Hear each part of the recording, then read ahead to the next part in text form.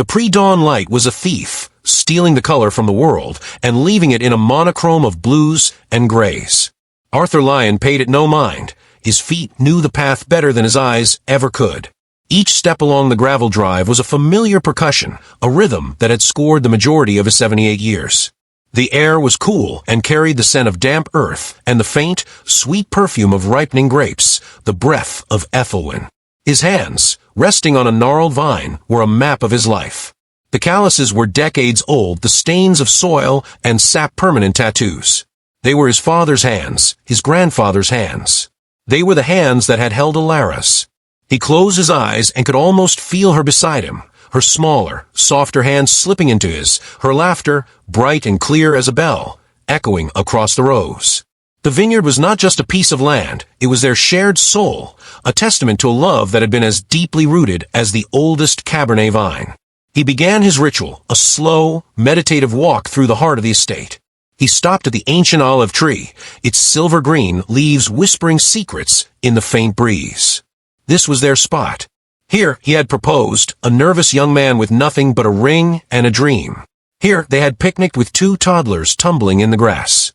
Here he had held her as she took her last, shuddering breath, the scent of olive blossoms clinging to her hair. "Another year, my love," he murmured, his voice a raspy sound in the vast quiet.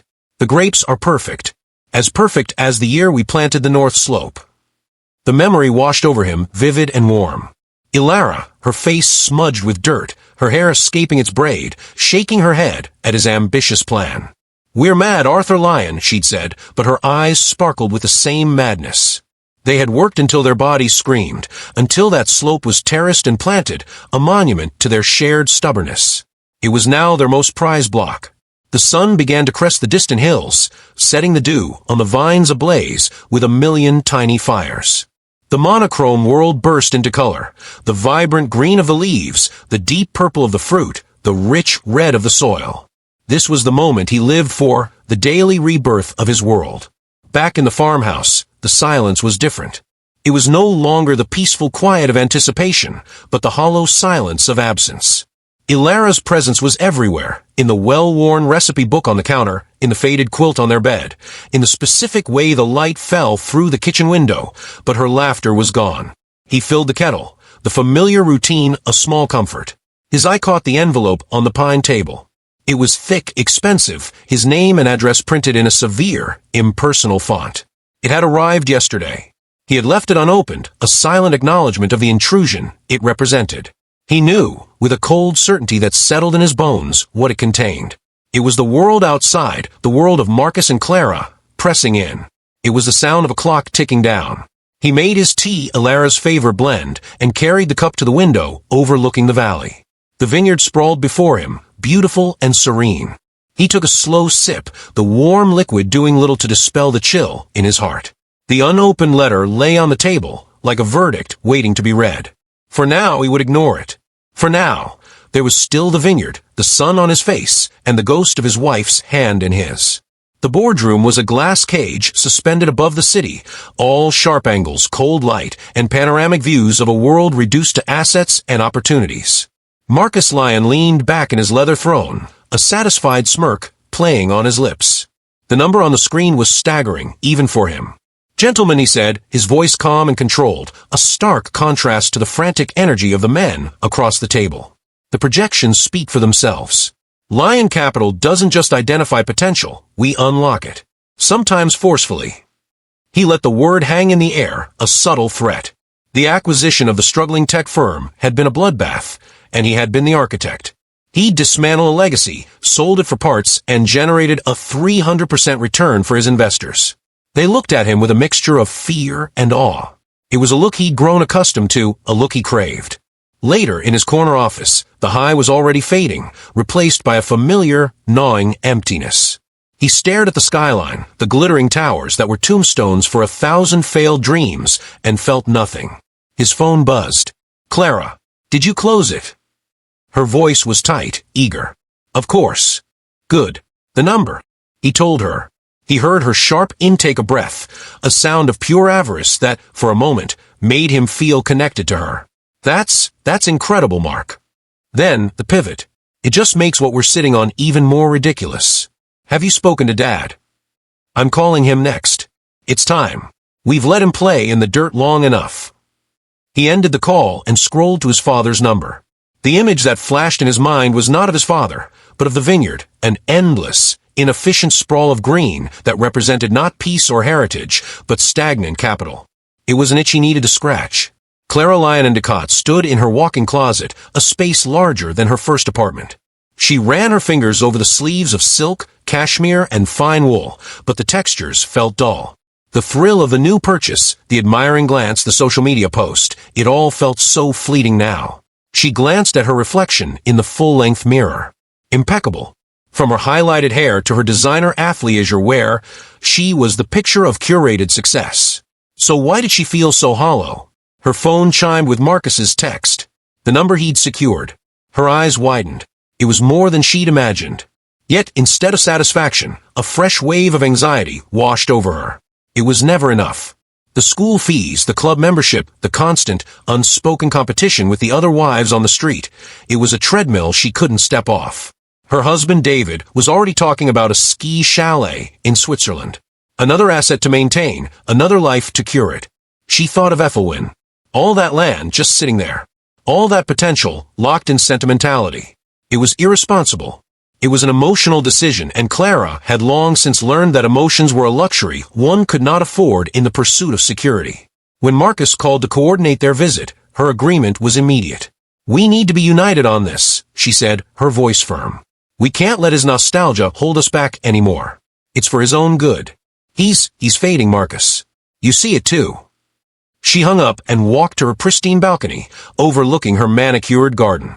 Not a leaf was out of place. It was perfect, and it meant nothing. Ethelwyn was messy, wild, and alive. It had a soul. And for a terrifying moment, Clara wondered if in their quest to possess everything, she and her brother had lost theirs altogether. She pushed the thought away. It was just dirt. It was just business. The crunch of gravel under tires was a sound that usually brought Arthur joy, signaling the arrival of friends, the wine distributor, neighbors. Today, the sound felt like an intrusion.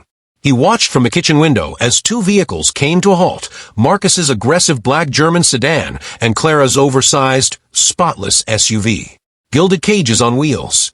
He wiped his hands on his trousers and went to greet them, forcing a smile. "My dears," he said, his voice warm with genuine affection, pushing his anxieties aside. This was his family. Dad.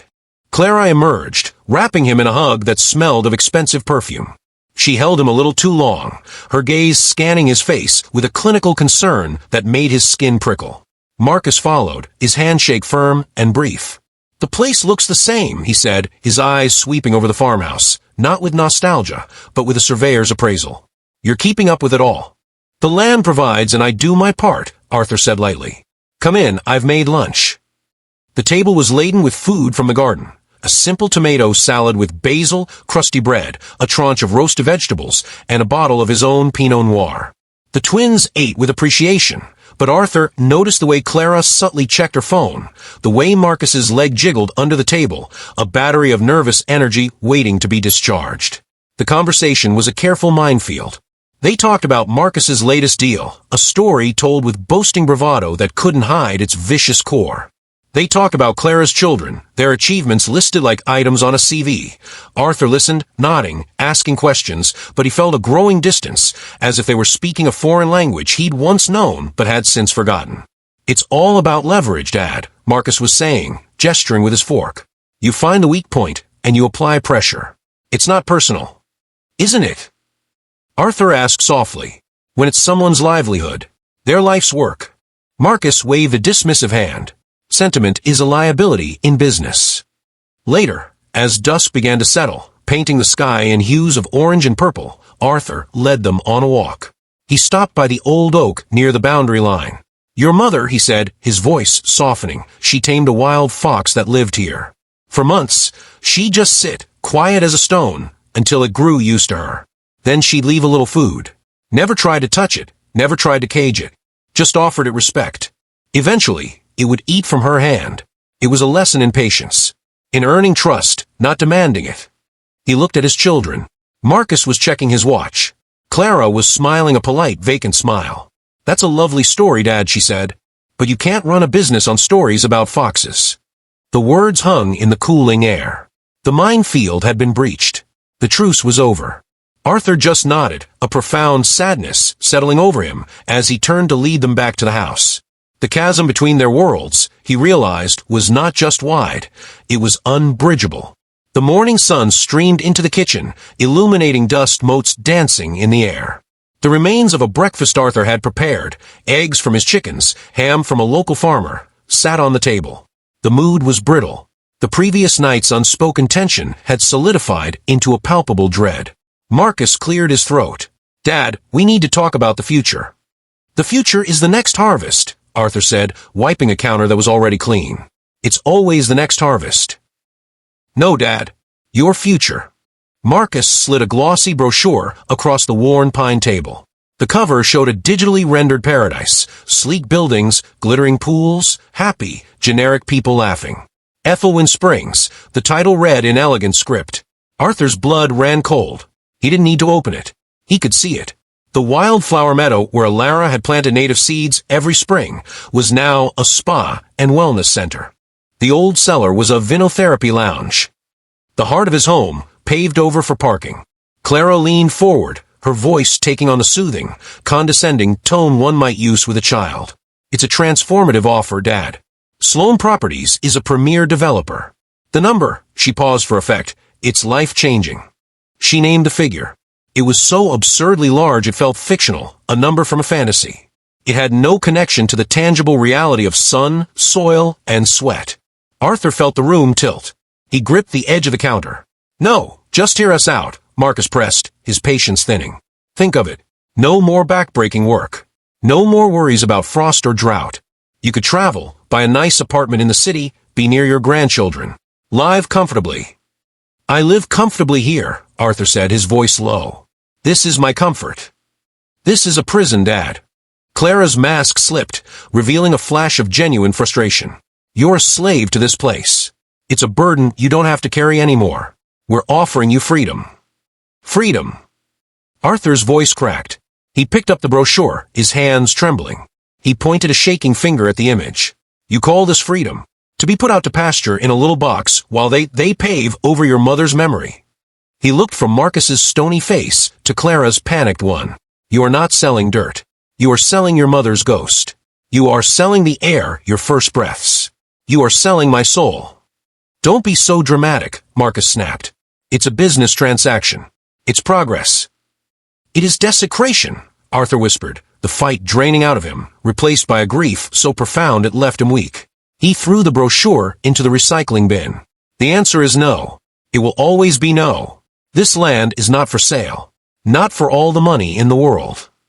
He walked out of the kitchen, leaving his children sitting at the table.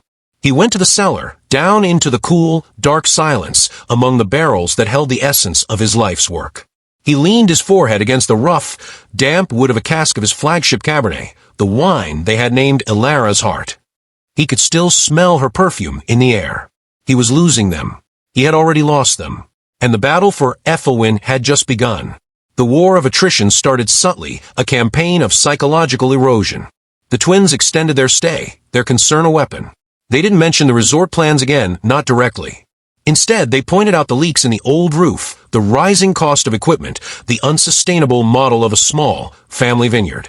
"You're working yourself into an early grave, Dad," Clara said one evening, her hand on his arm. "We worry about you out here all alone." "I'm not alone," he'd reply, his gaze drifting to the window, to the vines. "I have all the company I need." Then came Dr. Evans. A coincidental visit from an old family friend who just happened to be in the area. Peter Evans, now a prominent geriatric specialist, sat with Arthur on the porch. "Just a casual chat, Arthur," Peter said, but his eyes were clinical, assessing. He asked about his sleep, his memory, his energy levels. He made a note when Arthur couldn't immediately recall the name of the new organic fertilizer he was using. "It's perfectly normal at your age to experience some cognitive slowing," Peter said, his tone patronizingly gentle. "The stress of managing all this," he gestured to the vineyard, "can't be helping." After he left, Arthur felt soiled. The narrative was being constructed around him. Arthur Lyon, the fading patriarch, too stubborn and too old to see what was best for him. The isolation began. Marcus and Clara started calling his old friends his neighbors. "We're just so worried about him," he overheard Clara saying on the phone to Ben, his lawyer and friend of 50 years. "He's becoming a bit forgetful, a bit paranoid. We think it might be best if he has some quiet time." The visits and calls from friends trickled, then stopped. The world he had built was being dismantled, brick by brick, with the very tools of love and concern. One afternoon, feeling the walls of the house closing in, he walked to the small family plot on a quiet knoll overlooking the vineyard. Ilara's headstone was simple granite, engraved with her name and the dates of her too short life. Below it read, "Her roots run deep." He sank to his knees in the soft grass, the weight of it all crashing down. The loneliness was a physical ache.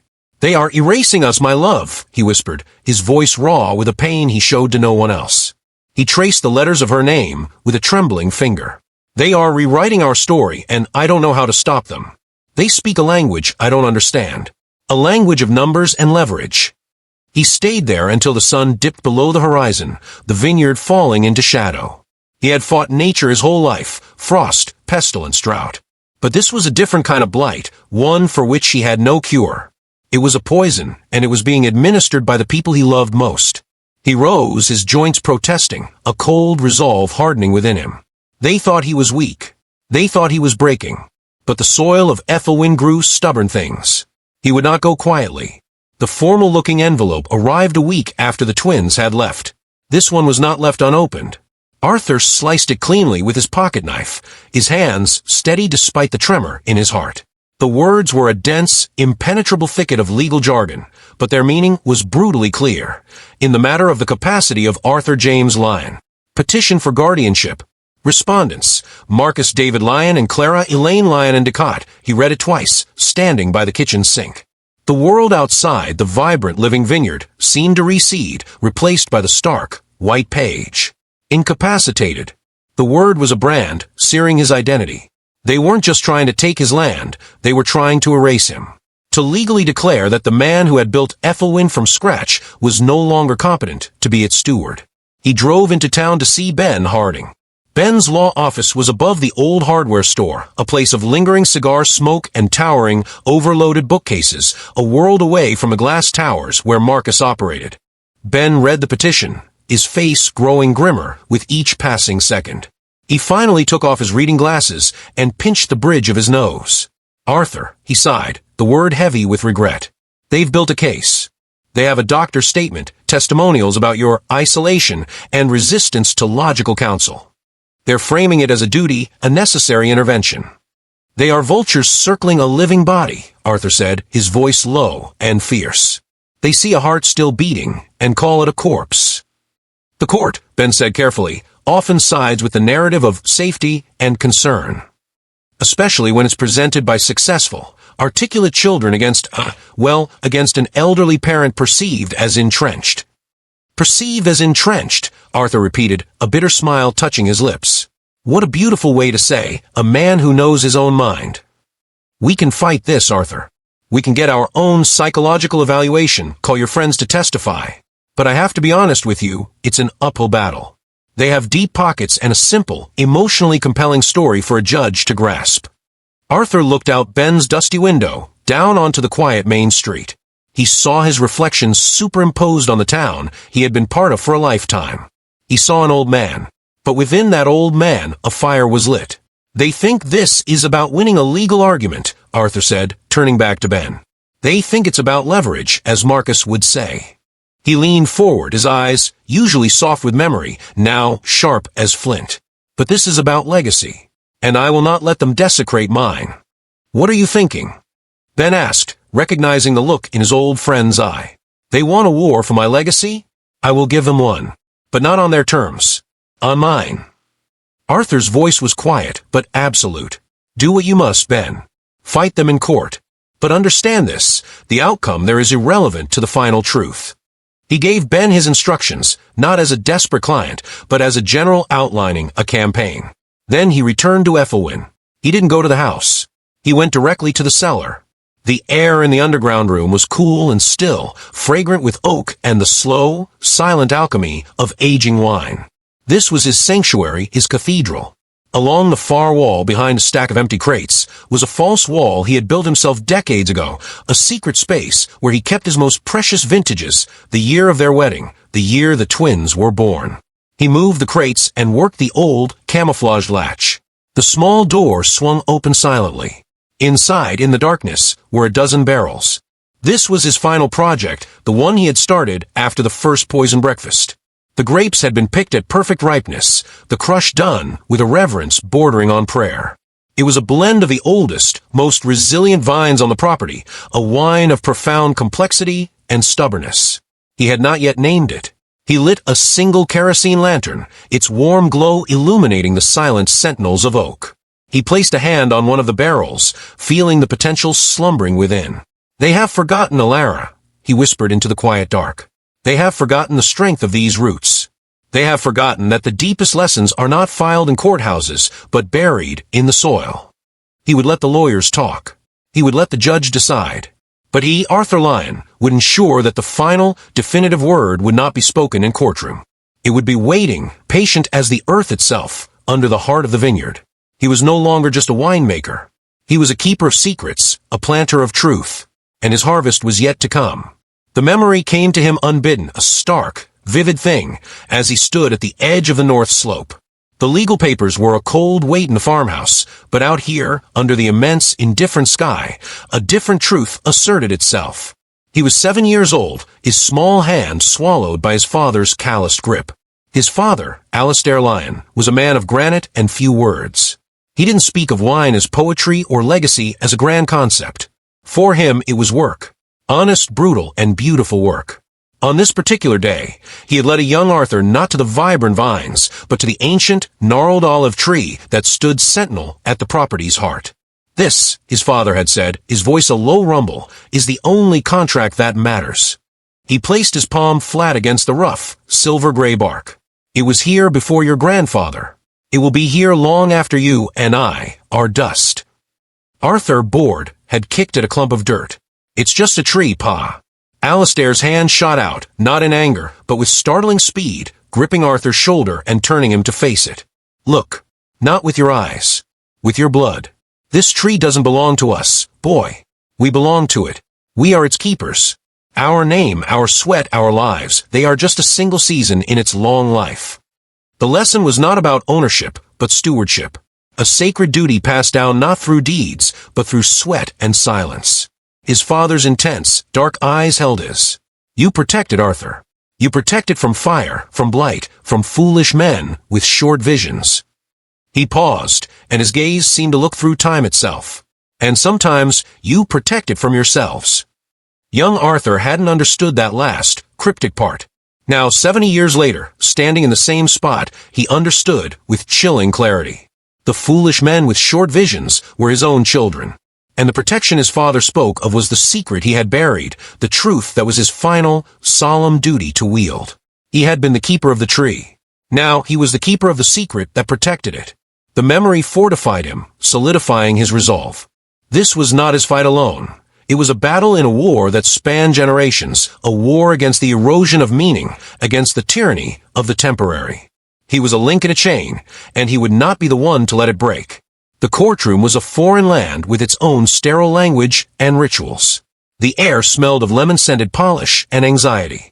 Arthur sat beside Ben, feeling like a specimen under glass. He wore his one good suit, the wool fabric itchy and confining.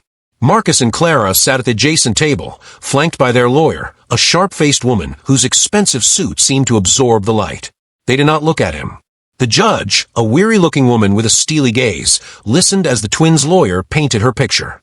She spoke of diminished capacity, inability to manage complex assets, and unreasonable attachment. Dr. Evans took the stand and spoke in careful, clinical terms about age-related cognitive decline and the strain of isolation. Then it was Marcus's turn. He was articulate, convincing. He spoke of his father's brilliance as a young man, a subtle, devastating way to frame his current state as a fall from grace. He talked about the financial perils of the vineyard, the emotional toll of his mother's passing, his voice dripping with sincere concern. He was performing, and he was masterful. When Ben cross-examined, asking Arthur about the vineyard, his voice was strong and clear. He spoke of Brick's levels of malolactic fermentation, of the specific terroir of each slope. He was in his element, the deep knowledge flowing from him like a river. But the twins' lawyer was ready. She stood, holding a sheaf of papers. "Mr. Lyon, you speak eloquently about the past. But let's talk about the present. Can you tell the court the current market price for a French oak barrique?" It was a trivial question, a detail his distributor handled. Arthur faltered. I don't see the relevance. The quality of a wine is what matters." "Your Honor," the lawyer said smoothly, "the witness demonstrates a concerning lack of engagement with the fundamental commercial realities of his business." The final blow came when she entered into evidence Arthur's own heartfelt defense of his land, his letters to the editor decrying overdevelopment, his speeches at town halls. She used his passion as proof of his irrationality. "This is not the thinking of a sound business mind," she concluded, "but the rantings of a man lost in sentiment, unable to separate his personal grief from sound financial judgment." The judge's verdict was a quiet, procedural earthquake. She spoke of balance, of ensuring the subject's well-being and the preservation of assets. She granted Marcus and Clara control. Arthur looked at his children. They didn't look triumphant. They looked relieved. It was that relief, that pitying finality in their eyes, that broke something inside him more completely than any gavel could. They hadn't just won, they had convinced themselves they were right. The verdict had been rendered, but the transfer of control would take a few weeks. Arthur knew what he had to do. This would be his last harvest.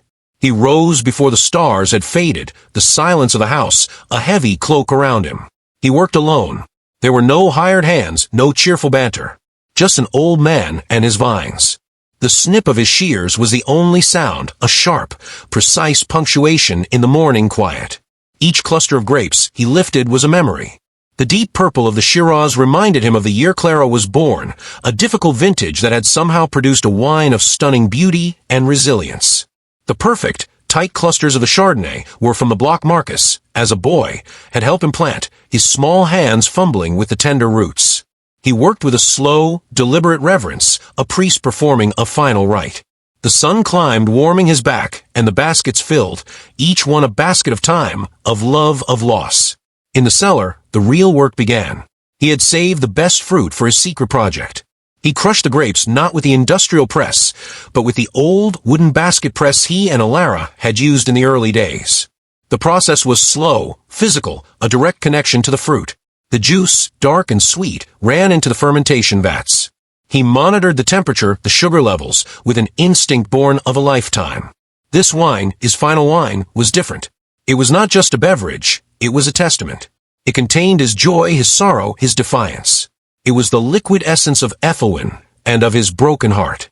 As the juice began its slow, bubbling transformation into wine, he prepared the barrels in the hidden room. He would move the wine there after primary fermentation, to age in the darkness, away from the eyes that would soon claim his world. This was his true legacy, not the land deed, not the bank accounts, but this, a final, perfect expression of a love that had been rooted deeper than any law could reach.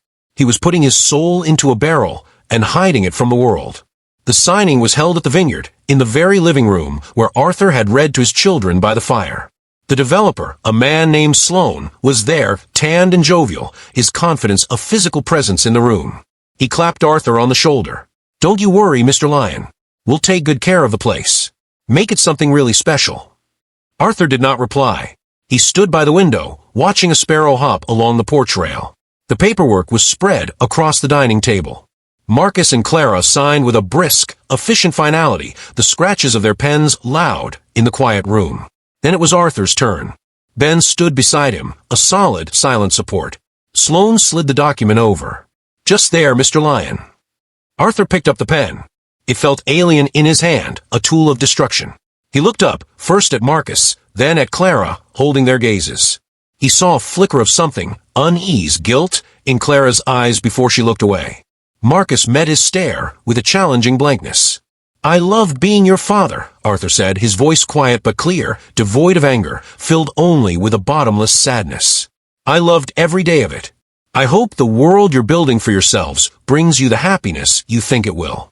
I truly do." He didn't wait for a response. He bent and signed his name.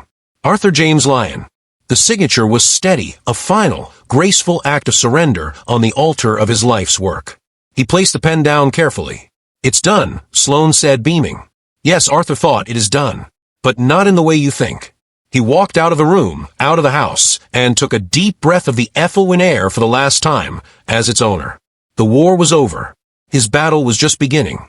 Packing his life into a single crate was a brutal, surgical exercise.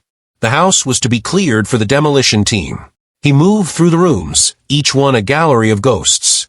In the bedroom, he found the bundle of letters he and Alara had exchanged during that one summer she spent with her aunt, flowery, earnest declarations from a time before life had etched its lines on their faces.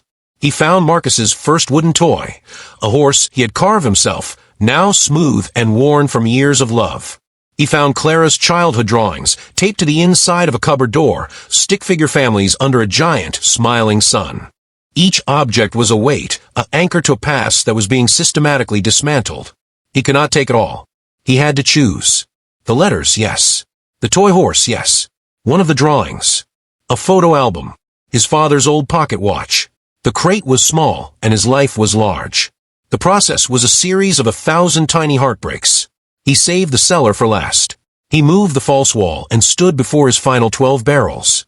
He ran his hand over the staves of one. Ilara's heart, he whispered, finally naming it. He would have to leave them. They were part of the land, and the land was no longer his. It was an agony unlike any he had known. On his final walkthrough, the empty rooms echoed with a deafening silence. The house was no longer a home, it was a shell.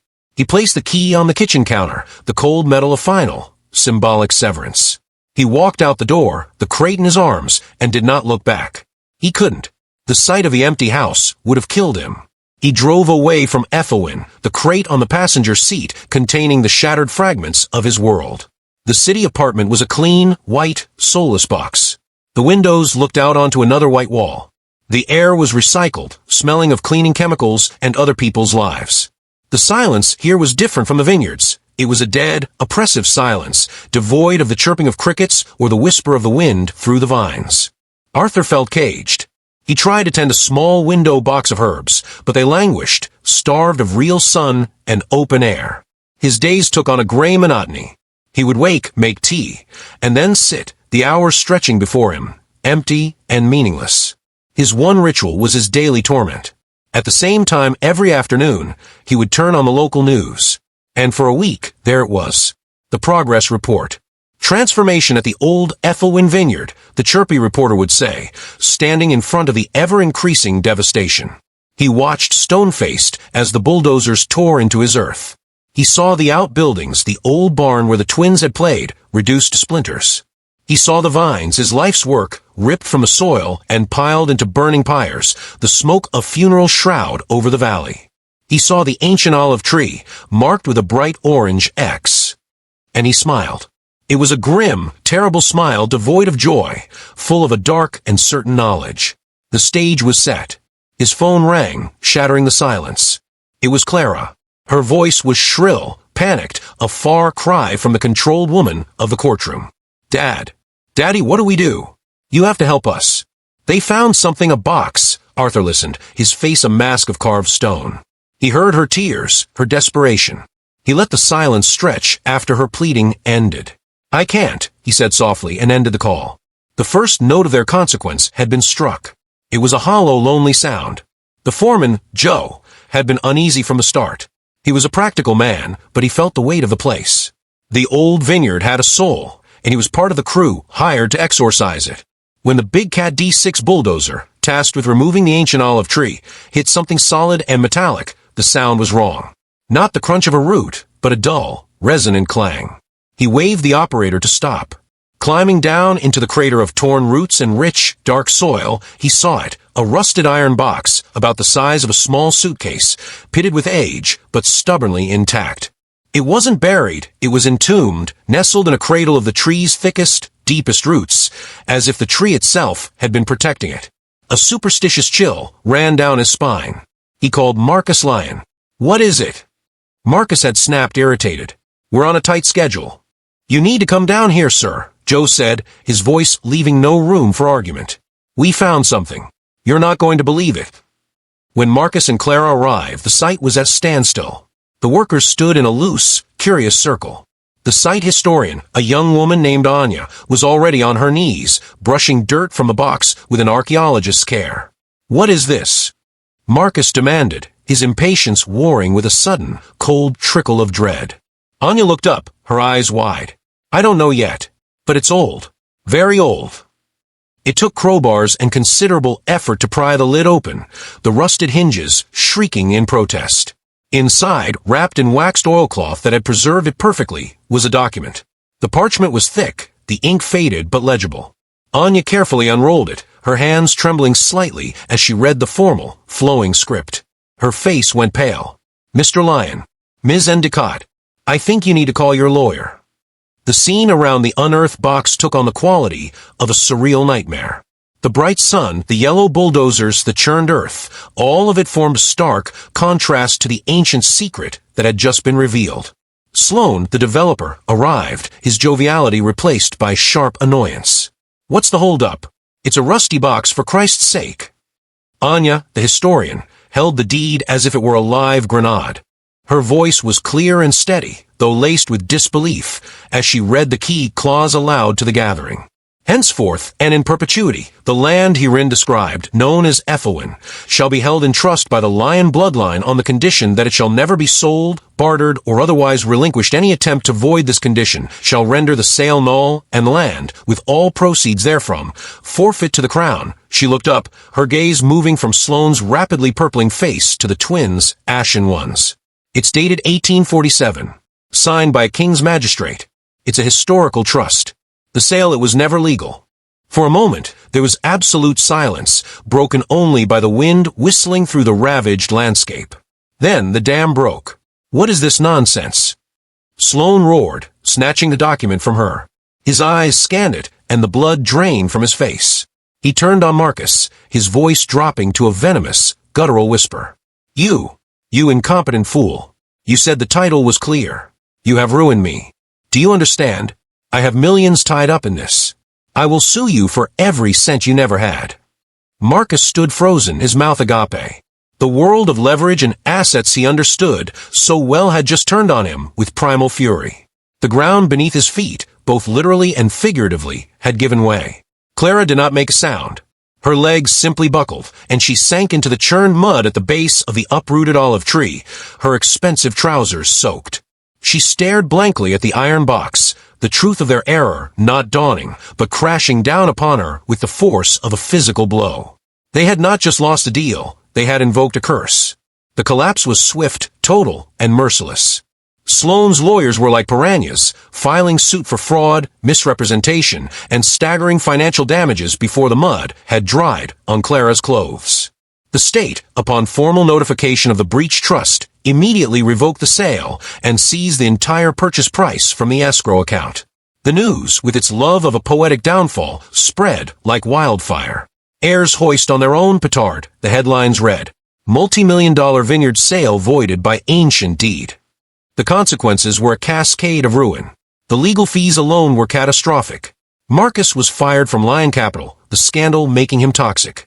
The board, who had applauded his ruthlessness, now ran from it. His marriage, already a tense arrangement, shattered under the weight of the very public humiliation and financial freefall. Clara's world evaporated just as completely. The friends from her charitable committees and wine clubs stopped returning her calls. The invitations dried up. David, her husband, saw the bottomless financial liability and left, his lawyers ensuring he retained sole custody of their children, citing the unstable environment. Within weeks, they were both bankrupt, socially pariah-led, and utterly alone. The money they had fought so hard to possess was gone. The family they had sacrificed was gone.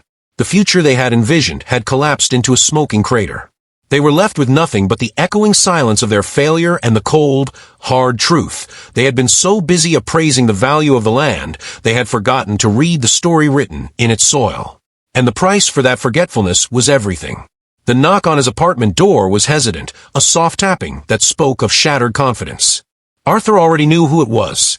He opened the door to find Clara standing there, a ghost of the woman she had been. Her designer clothes were gone, replaced by simple, chain-store jeans and a sweater. Her face was bare of makeup, pale and etched with lines of sleeplessness and grief. "Dad," she whispered, her voice raw. He stepped aside without a word, and she entered the sterile apartment. She didn't sit, just stood in the middle of the small living room, wringing her hands. I don't know where to start, she began, her eyes brimming with tears. It's all gone. Everything. The money, the house. David took the kids. He said I was an unfit mother. He might be right. Arthur remained silent, a steady, calm presence in the storm of her breakdown. We were so stupid, she choked out, a sob breaking through. So blind. We thought we were so smart, so modern. We thought your world was dying, and ours was the future. But we were just vandals. We tore down a cathedral to build a shopping mall, and now we have nothing but the rubble. She sank onto his sofa, her body collapsing under the weight of her regret. I'm not here to ask for money. There is no money. I'm here to understand. How did we become this? How did we forget everything you and Mom taught us? About respect? About patience? She looked at him, her eyes pleading. The fox, Dad. The story about the fox. I remember it now. I dream about it.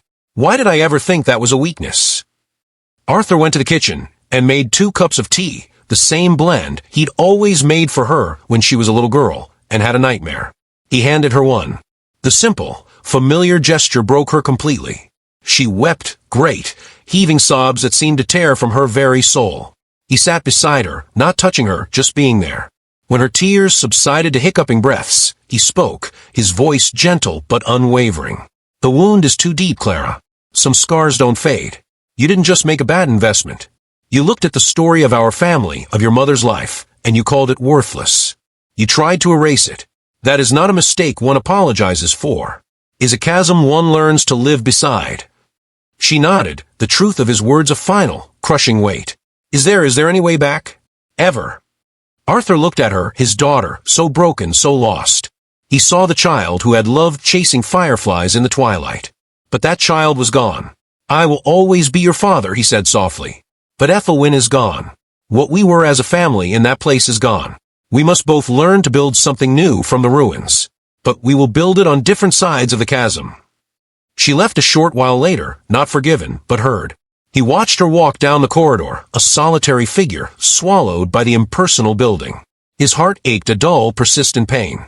He had given her the truth, and the truth had offered her no comfort. It was the heaviest gift he had ever given. Marcus came a week later. There was no hesitation in his knock. It was firm, declarative. He stood in the doorway, his shoulders still set in a semblance of pride, but his eyes told a different story.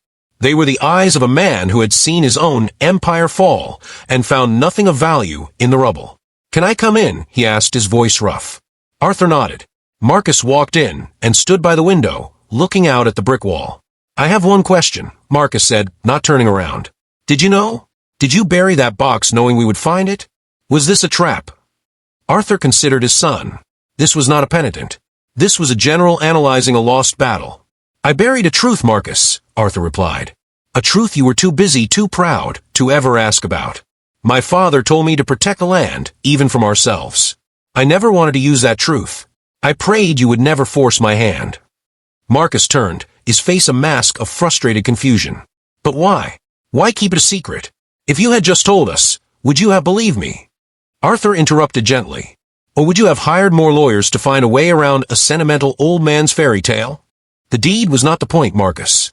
The forgetting was the point. You forgot the love. You forgot the sacrifice. The deed was just the physical consequence of that spiritual failure. He went to the crate he had brought from the farmhouse. He lifted out Marcus's old wooden horse, its paint faded, its surface smoothed by the loving hands of a little boy. You built empires of glass and steel, Arthur said, holding out the toy. But you never built anything as real, as lasting, as the joy you felt when you played with this. You traded the substance for the shadow. Marcus stared at the horse, and for a fleeting moment, the hard, calculating man vanished, and Arthur saw his son again, the boy who had named the horse Thunder and had galloped him across the fields. Then the moment passed. Marcus's jaw tightened. He didn't take the horse. I don't know who I am without it, he said, his voice barely a whisper. Without the deal. Without the win. Then perhaps, Arthur said, placing the horse back in crate, is time to find out. Marcus left without another word, the chasm between them as wide and as deep as ever. He had come for an answer, and he had received one. But Arthur knew it was an answer his son did not yet have the language to understand. The call came from the state's Heritage Trust. The land of Ethelwyn was now officially under their protection. The development was permanently halted. They had appointed a young couple, Liam and Sarah, as live-in caretakers, tasked with restoring the land as a working historical farm. They had asked if Arthur would be willing to walk the property with them. He drove out for the first time since he had left. The sight of the scarred earth was a physical blow. The farmhouse was gone. The outbuildings were gone. The vines were gone. It was a wasteland. But at its center, the ancient olive tree, having been carefully replanted by the trust, stood, a little worse for wear but alive, its roots once again in the soil of home. Liam and Sarah were in their late 20s, their faces bright with idealism and respect. "Mr. Lyon," Liam said, shaking his hand firmly. "It's an honor. We've read the history. We want to do this right." They walked the barren slopes, and Arthur pointed out where the old varieties had been, where the water lines ran, where the sun hit first in the morning. He was giving them a map of a ghost. Then he led them to the old cellar. The entrance was partially blocked by debris, but it was intact. Using a crowbar from Liam's truck, they cleared it. The air inside was cool and familiar. The main chamber was empty, the barrels having been sold off by the developer. But Arthur went directly to the false wall. He moved the few remaining crates and worked the latch. The hidden door swung open. Liam and Sarah gasped. The 12 barrels of Ilara's heart stood in a silent row. "This," Arthur said, his voice echoing in the small space, "is the last true vintage of Ethelwyn. It's called Ilara's heart." He explained the blend, the care, the love that had gone into it. "Is not for you to sell. Is for you to understand. To understand what this land can produce when it is loved, not exploited." He opened the tap on one barrel and filled 3 glasses he had brought with him. The wine was a deep, profound ruby. They tasted it.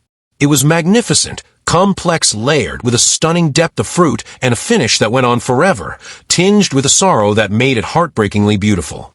Later, Arthur took a bottle he had filled to the replanted olive tree.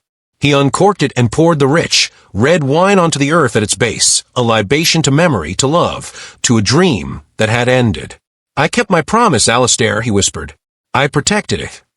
He handed the keys to the cellar to Liam and Sarah. "The legacy is yours now. Guard it well." He drove away, not with a sense of victory, but with a sense of completion. He had passed the torch. The vine would live on.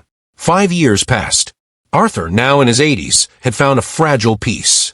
He volunteered at the city botanical gardens, his gnarled hands still possessing their magic with plants. He had a small, close-knit circle of friends from the gardening community. His life was simple, quiet, and held a purpose, if not the grand purpose of before. He kept distant tabs on the twins through Ben, who remained a loyal friend. Clara, he learned, had moved to a small town and was teaching horticulture at a community college.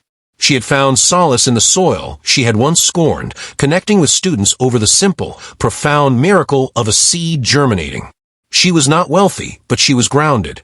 She had written him a letter once, a long, thoughtful missive that spoke not of the past, but of the plants she was cultivating. It was her way of building a bridge.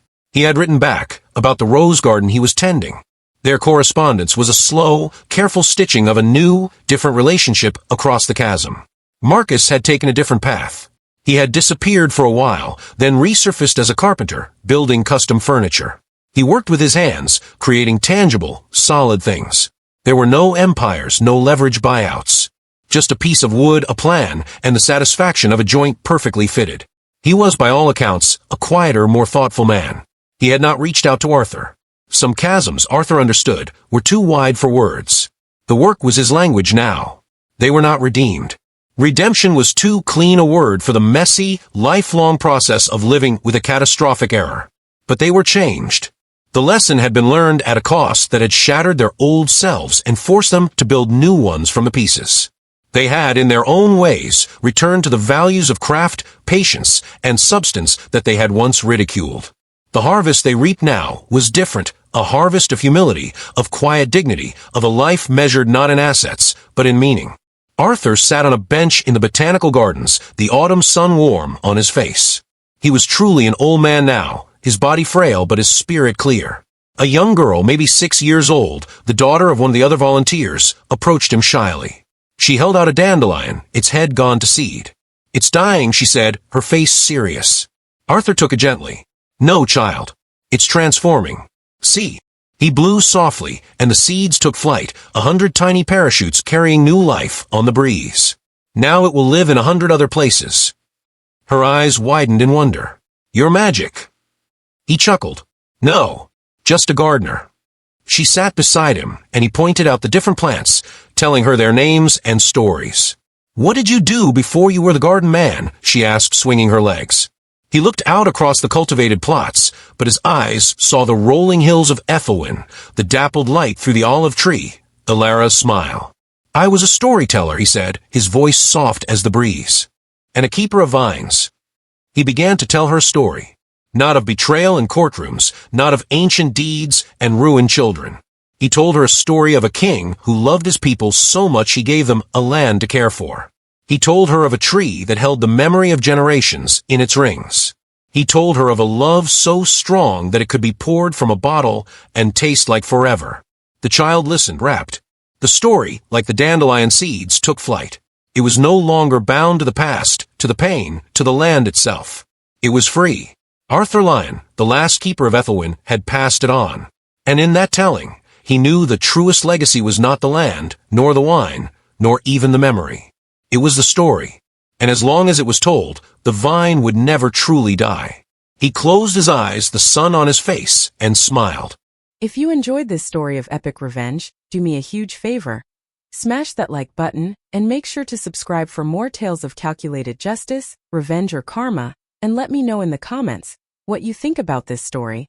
Click the arrow button to watch more interesting stories. Please note, your support helps keep the lights on and the stories coming. Thank you.